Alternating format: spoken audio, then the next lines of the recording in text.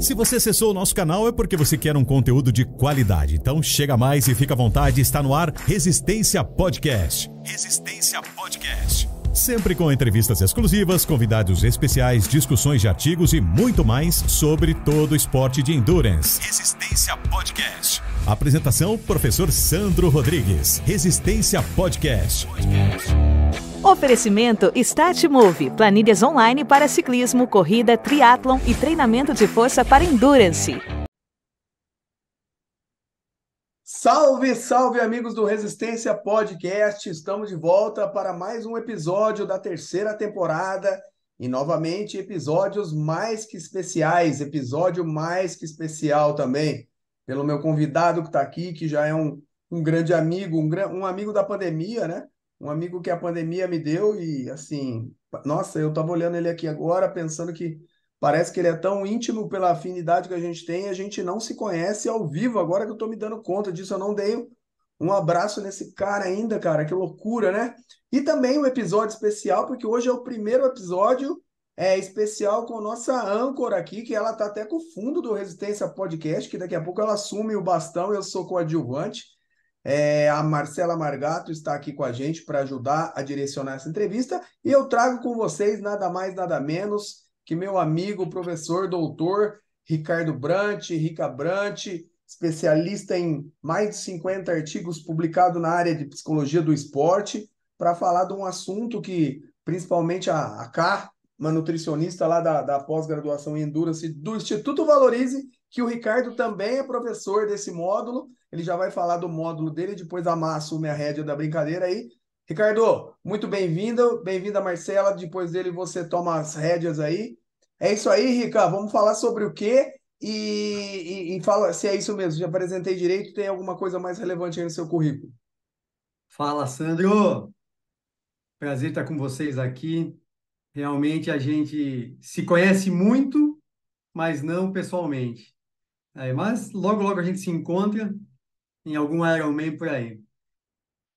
Então vamos falar de mindset, vamos falar de mentalidade, do como a psicologia, né, as nossas emoções, elas influenciam no endurance e como nós, treinadores e atletas, podem trabalhar, podem ajustar, o que fazer é tentar modular essa caixa de ferramentas, né? Então, lá na pós em Endurance, vai ser para os treinadores, e lá vai ser extremamente aplicado. Tá lá o papo vai ser o que a gente pode fazer para ajudar os nossos atletas mesmo, para tratar da vitamina. Já vou começar, hein? Eu vou falar muito sobre nutrição e vitamina. A nutrição, na educação física, né, é a nossa prescrição de treino. A gente nutre os nossos atletas com treinamento de ótima qualidade. E aí eu venho com a vitamina. Eu venho com as emoções, né, para vitaminar, para fazer explodir o potencial dos atletas. Porque nós precisamos ter um equilíbrio físico e mental, né? Então, lá na nossa pós, eu vou chegar com força, né, com estratégias práticas, com conhecimento técnico, científico, descomplicado, aplicado, para o treinador pegar aquilo e entender o seu atleta. Sabe por quê, Sam? Olha só como é doido isso, né? 90% dos clubes e equipes esportivas do Brasil não tem um psicólogo do esporte na equipe. E sobra para quem fazer isso? Preparador físico, treinador, que não tem esse domínio de o que fazer.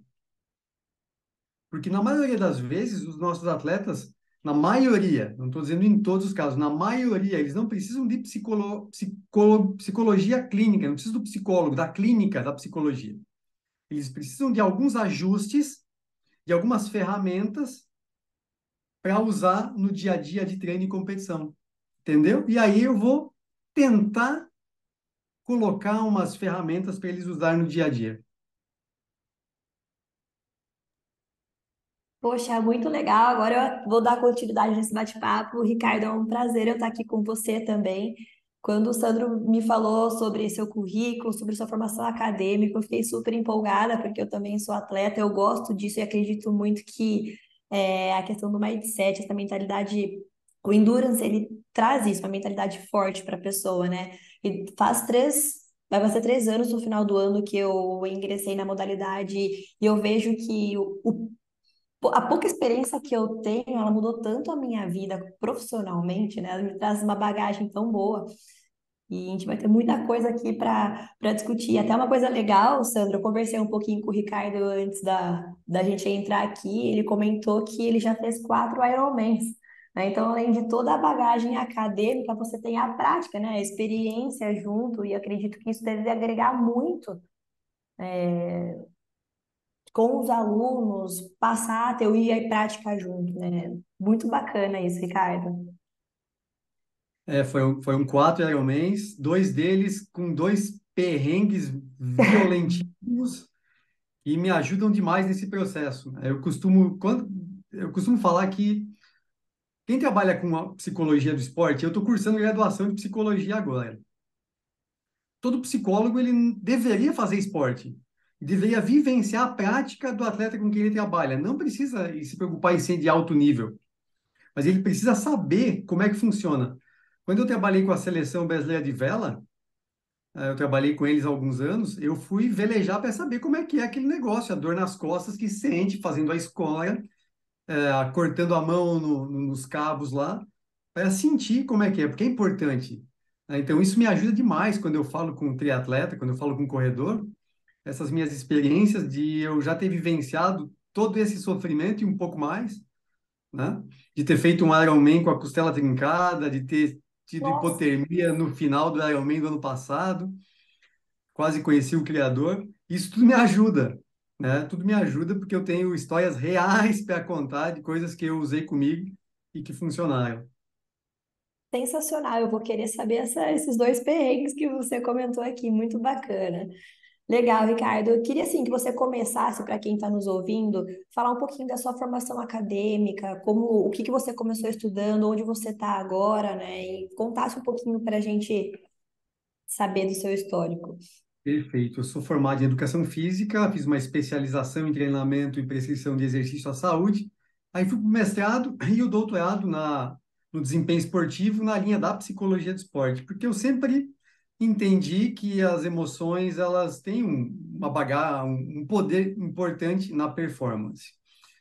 E aí eu comecei no mestrado em 2005, doutorado em 2012, em 2008 eu trabalhei até 2012 com atletas da seleção brasileira de vela, atletas de altíssima performance em ciclos olímpicos.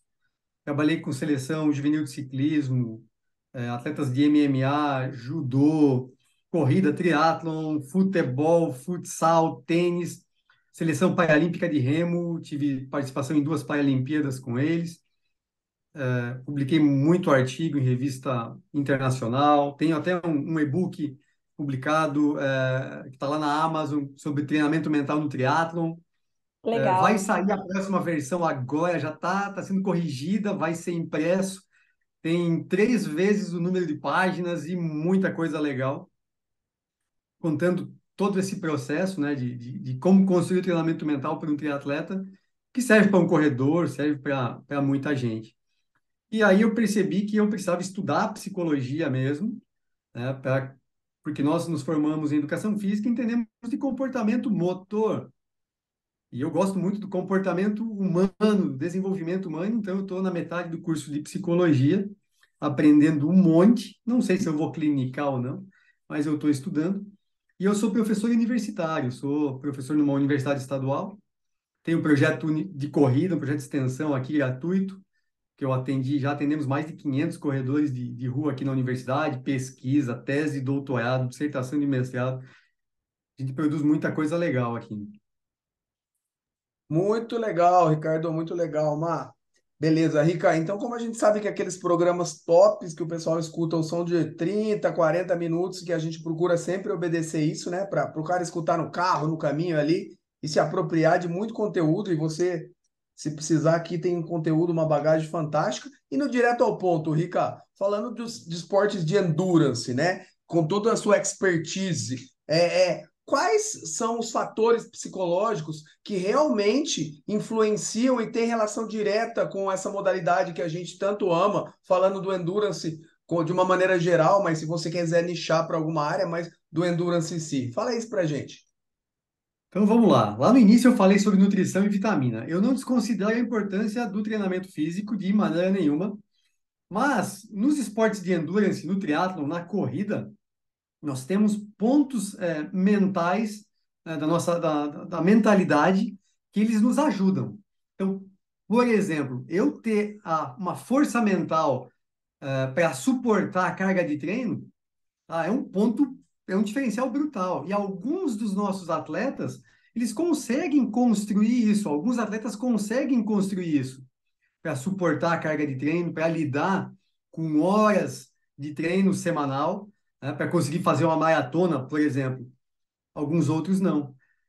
Por sorte, Sandro, isso é trabalhado, isso a gente consegue construir, né? Essa mudança de mentalidade a gente consegue construir. Então, passar 2 horas e meia pedalando, né, é um processo grande de foco e concentração. Muito parecido quando a gente está lá, por exemplo, no leg press, fazendo treinamento de força, e aí eu estou empurrando lá o leg, né? E eu tenho que estar focado e concentrado, porque senão o meu joelho faz um valgo. Não vai isso? Por quê? Porque eu não estou focado no exercício. Então lá eu estou fazendo um exercício que dura 30 segundos e algumas vezes o meu pensamento está longe. E aí o meu joelho vai para dentro, faz um valgo e eu estou fazendo um movimento incorreto, errado. Quando eu fico 2 horas e meia, num dia de chuva, no rolo, tendo que me concentrar, manter o meu foco, lidar com a dor, porque começa a doer tudo, e não é que dói tudo porque você está destreinado, são aquelas dores mentais que a tua mente vai dizendo assim, ô, sai daqui, cara, o sofá tá ali do lado. E aí você tem que dizer assim, não, uma conversa interna. Então, um dos primeiros pontos, Sandro, que eu considero, e Marcela, que eu considero importante para um atleta de endurance, é ele ter uma poderosa conversa interna. Ele conseguir olhar para si, quase que de fora para dentro, e dizer assim: você tem que fazer isso. Você precisa ficar mais um pouco. Você vai só até mais aquele poste. Quando chega no próximo poste, eu vou até o outro. Eu consigo suportar. Então, é a conversa interna. Porque nós temos um anjinho e um diabinho aqui, para quem acredita nisso ou não, que ficam conversando um com o outro e conosco. E aí fica um dizendo assim: ah, você tá bem, postura tá boa. E do outro lado, amigo, que tá cansado, pô, é muito melhor ir ali do lado, sentado, descansa, desiste, a tua frequência cardíaca tá subindo. Tudo isso é conversa interna. O primeiro ponto para um atleta de endurance é ter essa ótima conversa interna. Esse é um ponto. Conversa interna. Segundo, Sandro, Marcela, vocês conhecem algum atleta de alta performance com baixa confiança?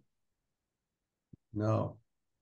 Não. Não, Eles confiam não. em si. Eles têm uma crença poderosíssima na sua capacidade, na sua condição, por mais que alguns treinos não tenham saído como ele quis ou desejasse. Mas ele não abaixa a guarda em momento nenhum. E aí é um poder, eu ter autoconfiança, eu ter uma crença de que eu consigo, de que eu posso. É lógico. Não fiz nenhum treino longo para maratona e eu vou só achar que eu consigo. Eu vou porque eu acho que eu consigo? Não vai. Mas porque eu perdi um ou outro treino, não significa nada. Conversa interna, autoconfiança. E aí a gente vai entrando em outros pontos que nos dão essas vitaminas que eu falo. Saber lidar com o estresse é um fator importante. Ter uma ótima capacidade de resiliência, que na física é aquilo que a gente sai do estado inicial e volta, né? A resiliência, então eu tenho uma esponja, eu aperto, ela saiu do seu estágio inicial, quando eu solto, ela volta.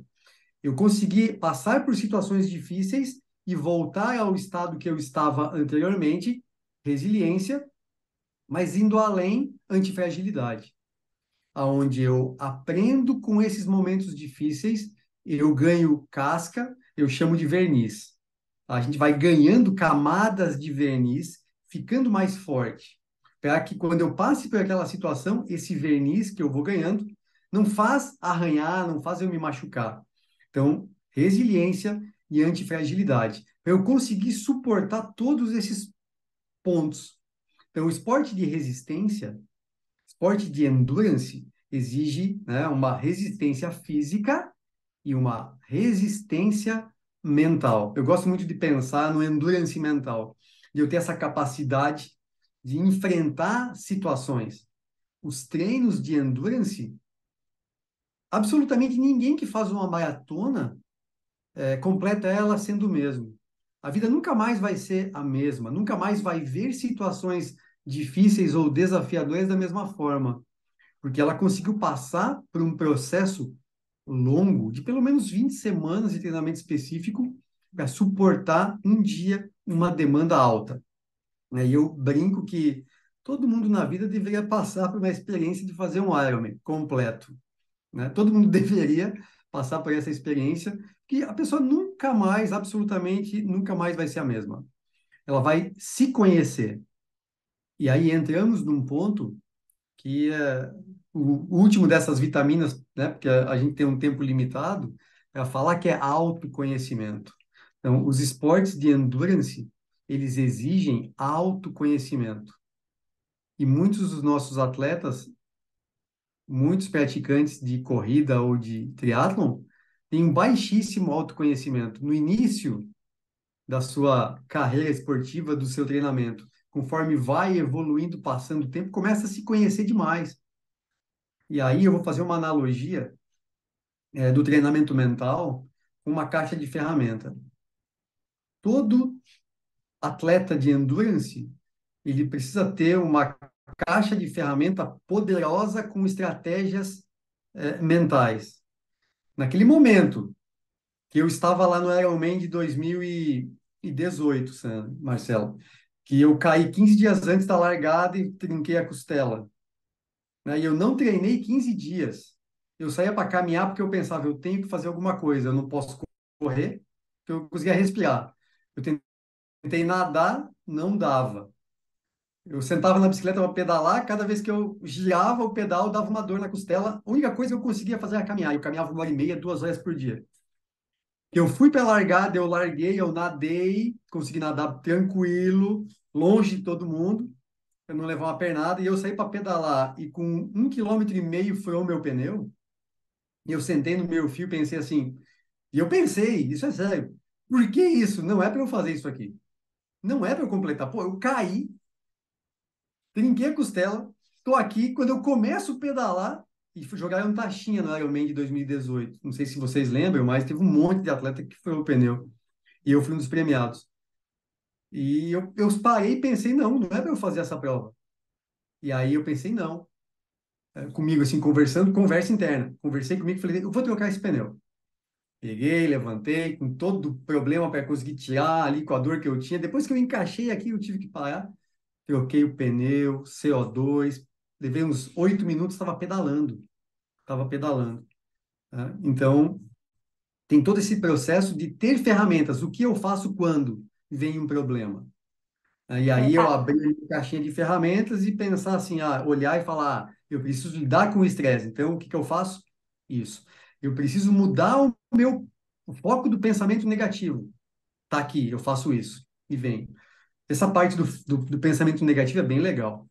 Não existe nada que a Ricardo, gente antes faça. até de você Oi, comentar, vamos lá. até, desculpa Eu te falo cortar, demais, só para desculpa. não, imagina, só para não perder um raciocínio aqui, que eu acho que até quem está nos ouvindo é importante isso, e eu como uma atleta já vivenciei várias coisas que você falou.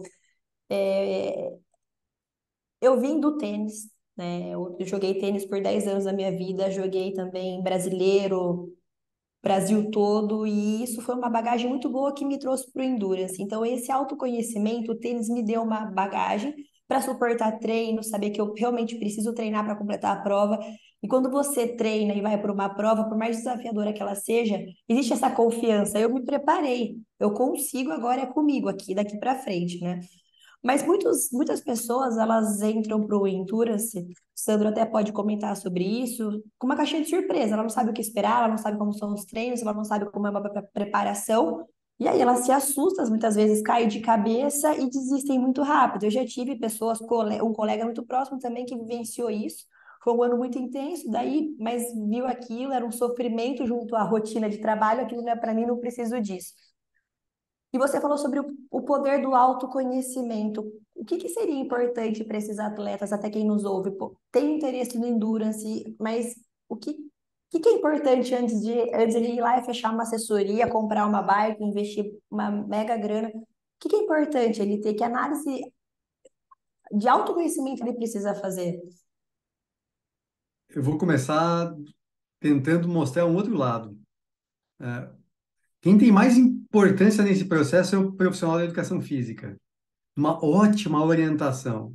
Então, muita gente cai de cabeça e compra a bicicleta cara, compra lá o tênis com placa, investe um monte de grana, tudo bem. Eu acho que é perfeito. Se o cara tem condições, quer, tem vontade, vai e investe. Não tem problema nenhum, não tem problema nenhum com isso. Mas muita gente começa pisando lá no acelerador e vai lá nos 120, onde deveria estar nos 40 por hora, porque é um processo. Triatlon, corrida, é igual escola. Ninguém começa na pós-graduação. Ninguém começa fazendo Ironman. Começa fazendo short. Ninguém deveria começar, né, naquele processo de treinar todos os dias feito louco. 3 vezes na semana, vai sentindo, vai adaptando a sua rotina, vai mostrando para o teu corpo, para a tua mente, para a tua família que, ó, eu estou em um processo de treino. Família é muito importante, porque é difícil eles entenderem, né? Amigos em volta. Isso. Então eu preciso, essa mudança brutal, abrupta, ela causa um desconforto interno e externo. A minha esposa não entende por que que eu vou treinar todos os dias. Eu saí do não treinar para treinar todos os dias. E aí, como é que eu vou explicar para ela? Eu tô quebrado, eu tô cansado. No sábado ela fala assim: amor, vamos no shopping, eu preciso comprar um presente. Eu tô lá assim: não, não posso, não vou. Isso gera um desgaste até no relacionamento. Sim, Então, total. é um processo que os nossos alunos, os atletas, eles precisam entender. E aí cabe ao profissional de educação física conhecer disso e ajudar o seu aluno, o seu atleta, o seu cliente a entender esse processo. Ó, o triatlon é muito legal. É muito massa você treinar, você nadar e você vai para o treino de transição. Mas vem cá, me fala uma coisa, como é que tá essa questão em casa, com a família? Eles apoiam? Como é que tá isso aí com os teus amigos? Como é que tá isso contigo? De você deitar para ter que dormir às 9 da noite porque o teu corpo precisa recuperar, É, o porque no atleta precisa estar sábado... disposto a isso, né? Disposto a abrir Exato. mão da vida social, de muita coisa, horas de sono, se organizar numa rotina. É muito importante o sono, a alimentação, isso faz conta, senão não consegue, ele não consegue ter forças para treinar. Marcela, vou falar uma coisa. Esse final de semana a gente fez um jantar na casa de uns amigos, né, e eles mandam mensagem no grupo lá e falam assim: ah, e a bebida? Aí o Gustavo, que é meu amigo, falou assim: ah, pro Ricardo eu sei o que ele quer: água e refrigerante sem açúcar. É muito fácil, é quem vai beber. E o Gustavo escreveu: ah, o Ricardo é água e refrigerante sem açúcar. Pronto. Porque o meu ciclo de amigos, eles já sabem que eu sou assim. Mas no início foi um. Por que você não toma uma cervejinha? Cara, eu não bebo, por opção. Não, mas só. Não, eu não bebo por opção. De vez em quando um vinho, beleza? E aí eu tomo os meus vinhos, tá? Joia, combinado. Mas é um processo. Então tem muita gente que precisa entender isso. A velocidade. E aí é autoconhecimento, é saber o que que eu faço. Saber como é que eu vou começar. Quanto eu vou me doar? E é lógico, depois vai aumentando o tempo, vai mudando, vai parar de comprar equipamento de ferro, de alumínio, vai comprar só coisa de carbono, que é assim que funciona. Né? No início você compra qualquer coisa. Depois de um tempo você leva a balança de precisão para a loja de bike, se eles não têm, para você pesar a peça para dizer, não, pô, 20 gramas a mais, não dá. E é um processo. Mas isso Perdão, é tempo. Fala. legal, velho. E ainda em cima disso, né? Mesmo com todos esses insights que você deu, o pessoal ainda faz confusão, ou fica. O que é mindset, literalmente, e como esse mindset influencia diretamente o desempenho dos atletas de endurance, meu velho? Mentalidade. Mindset, mentalidade, tá? Nós temos mindset, segundo a Carol Dweck, né, crescimento ou fixo, uma mentalidade, um mindset que eu vejo as coisas de um jeito positivo ou de um jeito negativo, tá? Então, o nosso mindset nada mais é do que a gente ter condições de ter foco, equilíbrio, entre outros aspectos, tá? E aí, foco, equilíbrio, e eu colocaria flexibilidade emocional, né? De a gente conseguir ter esse equilíbrio para conseguir treinar, competir. Ninguém precisa ser um mestre zen. Não vai ser, mas eu preciso conseguir entender, olhar os meus objetivos, o meu foco e ter essa condição mental de processar todas essas informações que o esporte me dá. Um dos problemas do aspecto mental, Sandro, é que a gente não tem muito como medir ou pegar. Entende isso? Lá na fisiologia, eu boto o cara na esteira e começo com o capilar coletar sangue e eu sei como é que está a curva de lactato dele. Eu consigo entender a cinética de lactato. Na mentalidade, eu não tenho nada palpável, entende? E aí é conseguir entender como eu coloco para o meu atleta um treino desafiador e como ele lida com isso. E sabe uma coisa louca? É que às vezes o treino nem é tão desafiador. E eu tenho absoluta certeza que você já prescreveu o treino, que o cara olha e fala assim: Meu Deus do céu, isso aqui vai ser horrível de fazer, porque é muito pesado, e ele termina rindo. E de outros treinos que você colocou lá, 20 tiros de 400 com 45 segundos de caminhada, que o cara olha e fala assim: Porra, um monte de caminhada nesse treino aqui. E ele termina vomitando, porque é forte. E aí são essas percepções todas. Então, o nosso mindset, ele envolve a nossa mentalidade, ela envolve muitas coisas. Desde a nossa força mental, nossa resistência mental, motivação intrínseca, extrínseca e vários outros componentes, né? Então, o mindset é o todo, né? Construção de uma mentalidade forte, tá? É aquilo que a gente precisa. E aquilo que nós, como profissionais de educação física, fazemos em cada treino que a gente prescreve. Então, para quem está nos ouvindo, cada treino desafiador que você fizer, difícil, ele está desenvolvendo a tua capacidade aeróbia, teu VO2, mas ele está deixando você cascudo, mentalmente mais forte, trabalhando o teu mindset. Porque lá na prova, lá no quilômetro 34, 35 da maratona, que você vai estar destruído fisicamente, é justamente naqueles treinos mais difíceis que você vai ganhar a casca, que você vai ganhar o verniz, que você vai ganhar a mentalidade para, naquele momento que você pensa assim, cara, eu preciso caminhar. Você vai falar, não, eu não vou. Por quê? Porque eu treinei, porque eu fiz, porque eu consigo, porque eu posso. E aí entram as estratégias, né? Tá tudo bem. Marcela, tem mais uma outra história. No Ironman do ano passado, que eu tive hipotermia, eu caminhei 8 quilômetros, tá? Eu terminei o Ironman, eu estava com 34 graus e meio, Meu Deus, gelado, tava morto quase.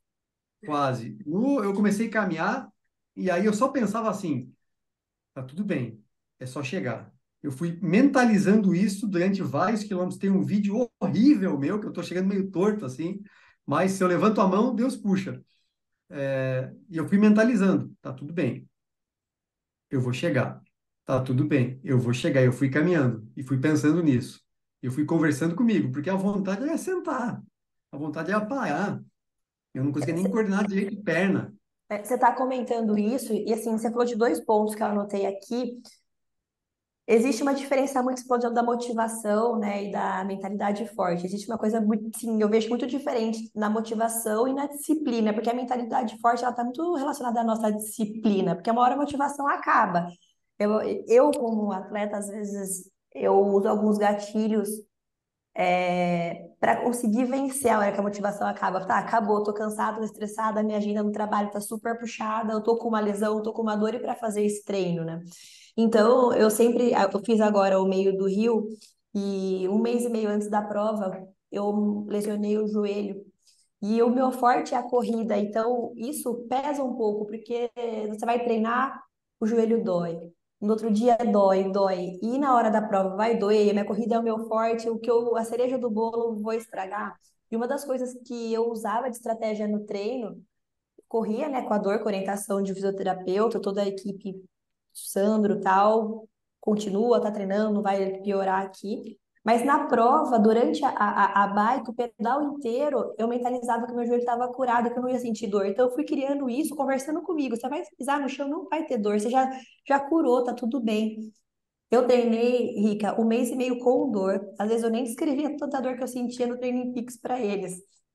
Medo de falar assim, para de treinar, não faça a prova. No dia da prova eu não senti uma dor, foi muito engraçado, porque na semana seguinte eu fiz um treino de recovery, eu senti a dor no joelho e na prova não.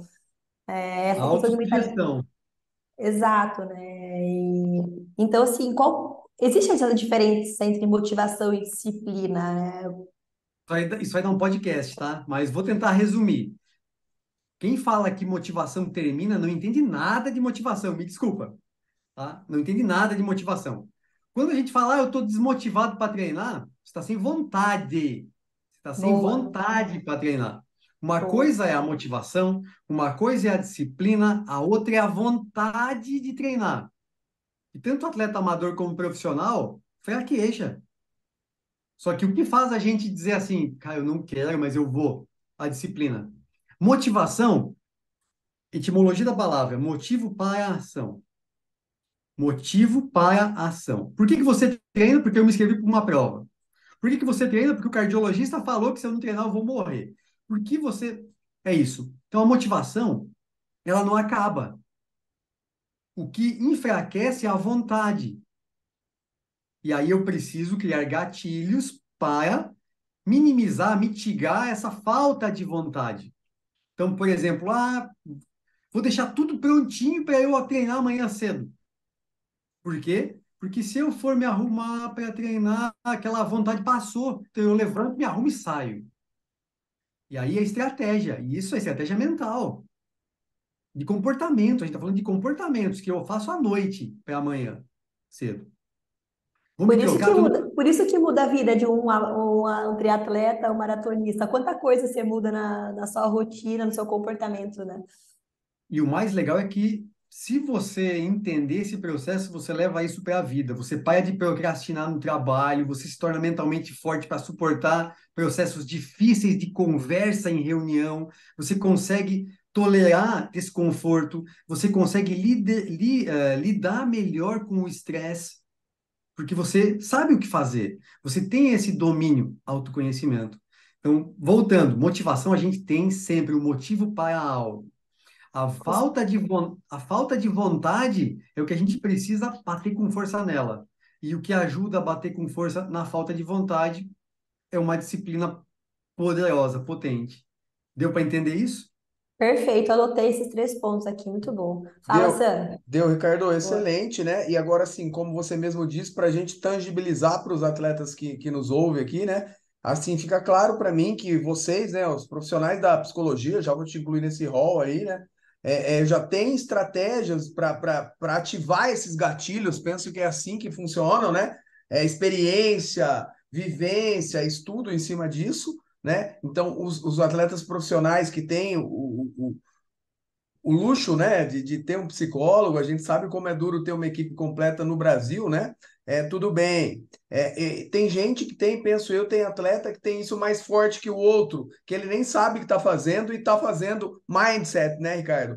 E Sim. assim, como que o cara lá que está nos ouvindo agora, que é atleta amador, que quer usar isso para para a vida, quer potencializar, porque pode ser uma ferramenta oposta, penso eu. Tem gente também que se joga para baixo, né? Então, assim, o cara que não tem dinheiro para pagar o psicólogo, que já trocou a bike, que não tem um psicólogo na equipe, como que você indica que esse cara, além de escutar o nosso podcast, né, ou escutando isso, como que ele pode desenvolver isso por si só? É possível, com a ajuda do profissional, obviamente é sempre melhor. Tangibiliza isso para a gente. Bom, primeiro que a gente hoje tem muito acesso à informação, né? Então já começa por aí. A internet nos ajuda demais. Hoje a gente consegue digitar, dar um Google lá e você já vai ter um monte de informação que ajuda. A questão é como eu transformo isso em comportamento, né? Que aí é um processo mais delicado, de eu me conhecer, de eu saber o que eu preciso. Por exemplo, essas estratégias aí de deixar a roupa pronta para treinar, de eu sair para pedalar, nunca troquei um pneu, o que que eu tenho que fazer? Eu tenho que trocar um pneu para treinar. Porque quando for o pneu, eu vou fazer o quê? Vou sentar e vou ligar para alguém me buscar? Não, vou trocar o pneu. É estratégia comportamental. Do ponto de vista emocional, é exatamente a mesma coisa. Eu preciso treinar. Eu preciso parar e falar assim, cara, eu preciso visualizar como é que eu quero estar na prova. Por quê? Porque aí eu vou me perceber lá, eu vou fechar o meu olho, vou sentar à noite e vou lá na cama num ambiente tranquilo, ou deitado ou sentado, e vou me visualizar na prova, vou me visualizar nadando. Tenho medo louco de nadar em mar aberto, cara, eu não. E eu só treino em lago e aí eu vou. Não, não é o meu caso, tá? Eu tenho medo de nadar em mar aberto, o que eu faço? Cara, faz um treino de visualização. Em alguns casos, precisa sim ter um acompanhamento do psicólogo, se for um bloqueio maior, e aí a psicologia clínica entrando com alguns processos, né, e tratamentos clínicos, mas a visualização ajuda. Sabe aquele atleta que fica muito nervoso antes da largada na corrida? Quando entra no break de largada, cara, começa a tremer, começa a correr muito forte, queima a largada. Visualização. Parar e se ver lá, se ver começando, correndo com calma, com confiança. E esses são processos. Então, a internet ajuda muito nisso, tá? Tem uma história, Sandro, que aconteceu comigo. Na minha tese, eu entrevistei o Vanderlei Cordeiro de Lima. Um dos capítulos da minha tese foi uma entrevista com ele. Uma pergunta que eu fiz para ele foi sobre Ricardo, só para quem não sabe, né? O Vanderlei Cordeiro de Lima era um maratonista brasileiro que o padre agarrou ele lá, só para localizar o pessoal que não está sabendo, certo? Desculpa, é isso aí. Como eu sou quase íntimo, né, do Vanderlei, tô brincando. Sim, ele foi para maratona, estava liderando a maratona, e aí o padre doido lá, vestido de roupa É muito lá, boa essa história. É. empurrou ele, tirou, e ele chegou em terceiro ainda. Para ele foi melhor, eu acho, o bronze do que o ouro, mas enfim. Eu entrevistei ele. Eu falei, Vanderlei, você teve acompanhamento psicológico, de psicólogo? Não, nunca tive. E ele fazia técnica de visualização. Ele me contando, eu estava lá no treinamento de altitude, eu ficava imaginando como é que eu queria estar na prova. Eu falei, quem te ensinou isso? Ninguém. Eu fui fazendo porque eu achava que aquilo era bom. Então ele foi fazendo. Veja, um atleta profissional que nunca teve um psicólogo usava estratégias que os psicólogos, que os treinadores mentais ensinam. Então, hoje acesso à informação, tá? E tem muito livro que mostra isso. Tá? Tem muitos profissionais como eu nas redes sociais que ensinam estratégias diariamente para como lidar com as emoções. Tá? Então, eu entendo que às vezes é um pouco distante, né? Ainda mais a linguagem. Né? Muitos psicólogos têm uma linguagem muito técnica, né? De querer aplicar técnica. E aí, muitas vezes, os atletas não precisam disso. Ainda mais aqueles que têm uma dificuldade maior, eles precisam ter uma linguagem bem acessível, né? Por isso eu falo da importância de o profissional da psicologia fazer o esporte para sentir e saber como é que funciona, especialmente como eu explico aquilo para um atleta, né? De Você maneira sabe, prática. você falou, Rica, de uma coisa muito importante que eu já vivenciei também, sobre a questão da visualização. Quando eu jogava tênis, eu tinha uma esquerda muito boa, mas eu não tinha minha direita, não confiava na minha direita. E quando eu tinha Sim. torneios master ou torneios importantes, um dia antes, o meu treinador ele passava alguns vídeos para eu assistir no YouTube de profissionais, Nadal, Federer, só batendo direita. Ele falou assim, você vai ficar assistindo isso. Perfeito? E a visualização, o movimento, me dava muita. Era incrível. No dia, eu não treinava um dia antes, mas eu ficava assistindo uma hora de vídeo. Quando eu ia pro jogo, eu acertava todas as direitas, porque parecia que eu que estava treinando no vídeo que eu estava vendo. Ajudava Sim. muito mesmo. Tem uma pesquisa, Marcela, que eles fizeram que botaram um EEG na pessoa, né? Um EEG portátil e ela faz um movimento. E aí ativa as regiões do cérebro. E aí eles pegam essa pessoa, deixam ela deitada e pedem para ela visualizar o movimento. Ativa as mesmas ou as regiões muito próximas no cérebro. Ou seja, a visualização, ela ativa regiões cerebrais que estão relacionadas ao comportamento motor, né? E aí também vão lá nas emoções. E você falou do tênis, cara, o tênis é um dos esportes mais cognitivos que eu conheço. Já trabalhei com tenistas, trabalhei com tenistas profissionais, e assim, as estratégias mentais para o tênis, elas são poderosas. Por exemplo, tu vai lá, estava no serviço, ah, errou os dois, né? Vai lá na toalha, tu tem aquele tempo para resetar, Amarra o tênis, o cadarço, mas você tem que ter aquele toalha. tempo para Sim. resetar, porque cada ponto é um ponto, e se você ficar, isso é uma coisa legal, passar de futuro no tênis, tá? E aí leva para a vida, para outras áreas. Se você ficar preso no saque, que o ponto que você perdeu, passado, tá? Que já é uma depressão, uma tristeza. Pô, errei. Se você ficar pensando no ponto futuro, ansiedade. Passado, depressão.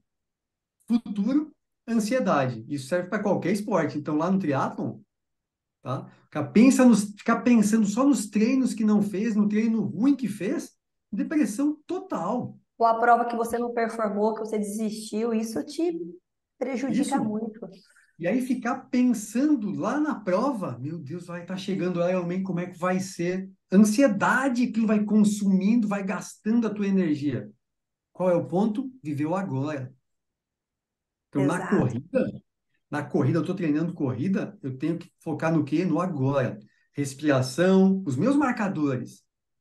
Minha respiração, escutar o pé bater no chão, eu olhar para o meu pace, manter o meu ritmo, ter esse domínio corporal. Bike é a mesma coisa. Como é que está o meu watt? Como é que está o meu joelho? Está reto? Como é que está a minha posição? Meu ombro está aqui, está ali. Viveu agora. Então, lá no tênis, eu aprendi muito com os tenistas nisso. Viveu agora.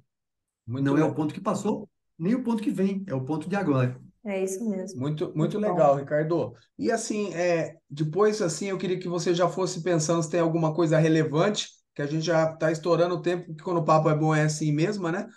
Se tem alguma coisa relevante para você pegar o final, antes da Mate agradecer tudo. Mas uma coisa que eu acho importante também, né? Que vai doer no coração de alguns, mas eu acho que como a gente está falando de usar estratégia sem saber que está usando, né, Ricardo? Então, assim. Quem nunca comprou um tênis novo e como correu melhor, né? Depois de chegar da loja com o tênis, e vou mais, né? Quantos atletas que correm a 5:30 de pace? Eu estou hipotetizando não, trabalhando que correm lento para usufruir de um tênis de placa de carbono, que nós que estudamos sabemos que não adianta nada, muito pouco, ou pode até atrapalhar pela instabilidade do tênis, e vai lá e bate o recorde pessoal dele. O cara que compra uma roda fechada, que a gente sabe que vai fazer um efeito como passa dos 40, 37 de média, isso é física, né? E o cara vai lá, pedala a 28 e fala que foi bem, que bate o recorde. Pode falar um pouquinho disso e depois, se a gente esqueceu de pontuar algum assunto, se você quiser, em uns minutos finais, antes de amar te agradecer, faz sentido isso, Rico? Muito, sabe por quê? Grande parte da nossa performance, ela vem desses efeitos placebos que a gente tem, né? Então, por exemplo, as pessoas que usam aquela fita no joelho para passar a dor, né? Aquilo lá passa a dor pelo emocional, Eu falava isso pro pelo, meu marido, ele cheio de fita colorida no joelho. pelo emocional. Dá uma estabilidade, lógico, mas tem o efeito emocional de dizer assim, cara, tá tudo bem, tá tudo bem. Então é lógico que você vai correr mais forte, que você vai suportar mais, que você vai conseguir lidar melhor com as situações, mas não é porque o equipamento, porque a roda, porque o capacete, né? Lembra do capacete de gota que você colocava? É bom para quem pedala bem. Tênis com placa é bom para quem corre bem. Ah, mas eu vou comprar. Compra! Vai correr bem? Não sei. Vai correr o teu bem.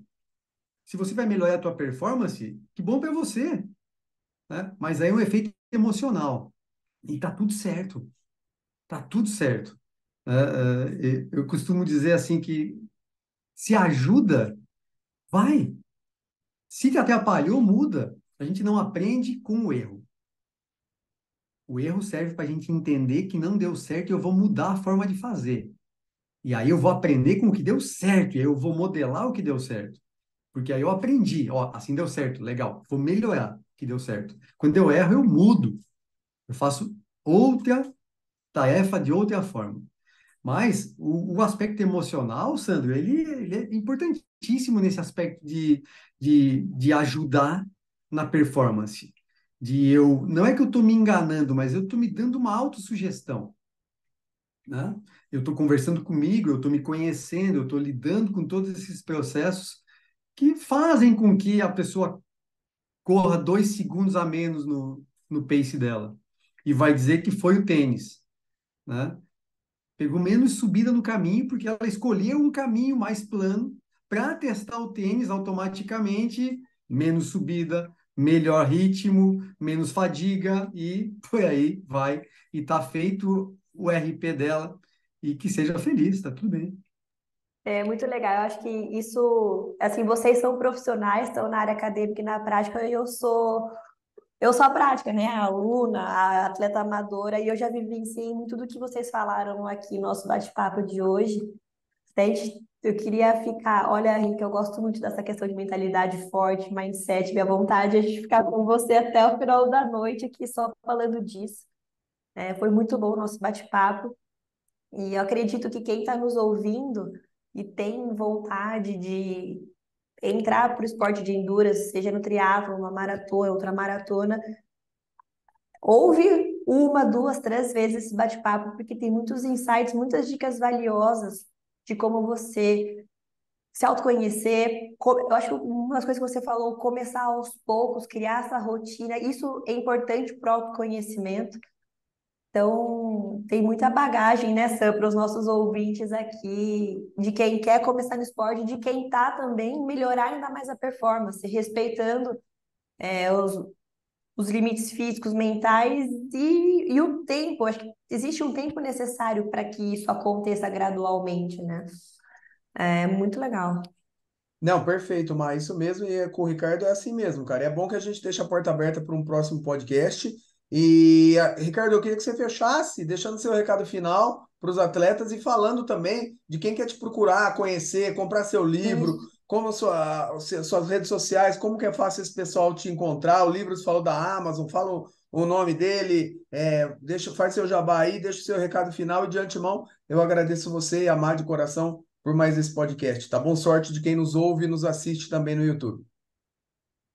Sandro, cara, sabe o quanto eu te admiro pelo profissional que você é, te conheço há um tempinho aí, mas, cara, você mora no meu coração, pessoa incrível. Agradeço pela oportunidade. Marcelo, obrigado também por estar aqui conosco. Nas redes sociais é Rica Brant, fácil, Rica Brant. Né? Todas as redes sociais é Rica Brant, não tem mudança nenhuma. Livro está lá na Amazon, Treinamento Mental no Triathlon. Pera Tá, aí, vai sair a... Rica. É Brandt, certo? No final. Isso Pro aí. pessoal, eu isso vou aí. colocar na descrição aqui, tanto do Ótimo. Spotify quanto do YouTube, para vocês pegarem. Perdão, finaliza seu jabá aí. Valeu. Olha, então, o livro está lá na Amazon. Se colocar o meu nome, vai aparecer. Treinamento Mental no Triathlon no Brasil só tem esse. E tem uma coisa legal, Sandro, que semana que vem vai começar a rodar aí Mind Run, tá? Vai ser um Netflix só de treinamento mental para corrida. Uma aula por semana ao vivo, uma aula gravada e vai ficar disponível aí para as pessoas. Então, daqui a um tempo a gente conversa sobre isso. Vai ser muito legal só para corrida. Mind Run. E muito obrigado. Quem quiser precisar mais informações, quando quiser me convidar para qualquer conversa, Marcela, precisar de alguma coisa no esporte aí, me chama que a gente tá junto. Maravilha, muito obrigado, Rica. Obrigado, Sam, todos os ouvintes. Quem tiver dúvida aqui, escreve aqui nos comentários do podcast que a gente traz mais temas para vocês, pessoal. Tchau, gente. Tchau, Ricardo. Obrigado. Obrigada. Valeu!